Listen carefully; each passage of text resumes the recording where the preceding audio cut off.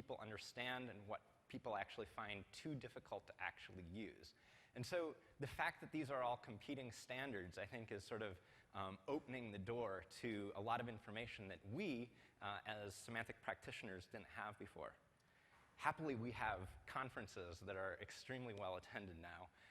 We have people who are out in the field actually building applications, and they're not just sort of semantic technologists practicing semantic technology for the sake of its own being, but actually trying to derive utility in completely new subject matter domains. We have books about the semantic web and semantic technologies so that your typical developer can actually get started with these things.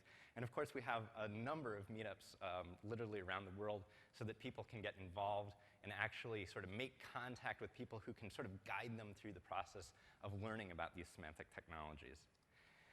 We also have graphs of entities, and I can't tell you, from a guy who's really focused on data, this to me is sort of the most exciting event that has taken place in the last couple of years.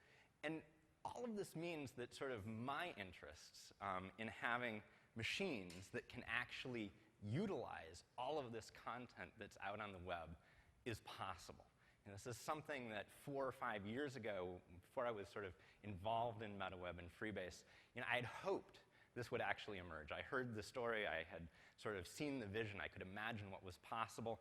And we've gone through and we've actually said, look, there's a whole stack of technologies that when sort of applied in the right way can make sense of all of this data out there and can actually sort of produce new understandings of that content in ways that we hadn't sort of thought about before.